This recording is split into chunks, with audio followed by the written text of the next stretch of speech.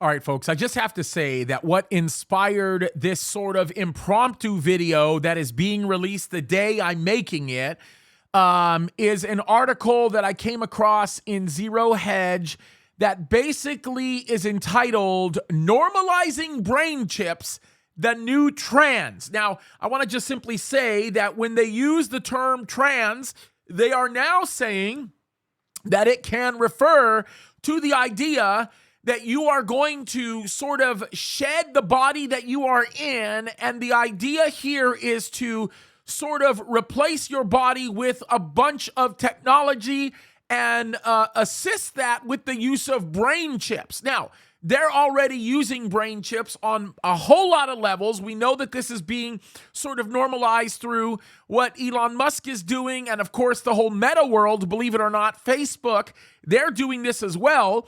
And I'm staring at a report that says Neurotechnology, Law, and the Legal Profession. It's August 2022, and this is for the Law Society, and they're actually talking about getting rid of junior lawyers or paralegals by taking the experienced lawyers, putting microchips in their head that allows them to interface with data concerning all of the legal information that you possibly can, past case law, all kinds of things. The kind of footwork that would normally have to be done by other assistants now can be done by a little computer in your brain that will sort of make your brain more powerful than it already is.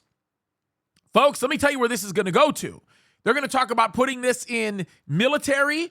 They're probably already doing that in military. They are going to talk about using this as a tool for, ready for this, they've been talking about it, a tool for compliance. Let me tell you what's really happening. When you look at the book of Genesis, I believe it's in chapter 11, you read about a group of people who tried to surpass that of what God can do, which there is no limit to what God can do, but they tried to become like God in essence and build the Tower of Babel.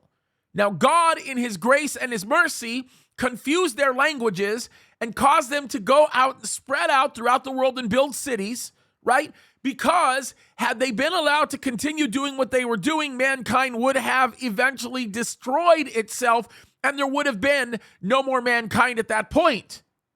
My theory with this transhuman kind of mindset that is beginning to emerge, for lack of a better term, it's showing its ugly face.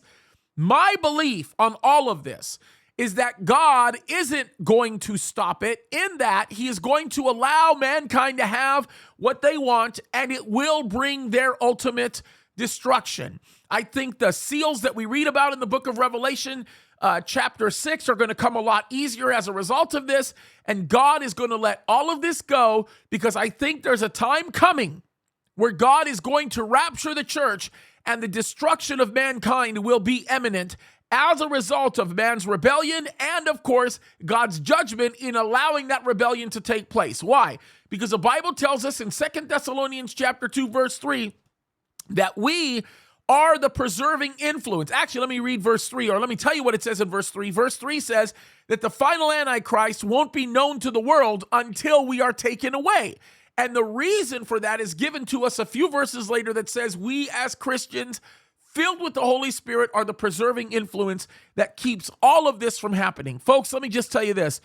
God is absolutely going to lift us from this earth. He's going to rapture us. And eventually what's going to happen is mankind is going to destroy itself.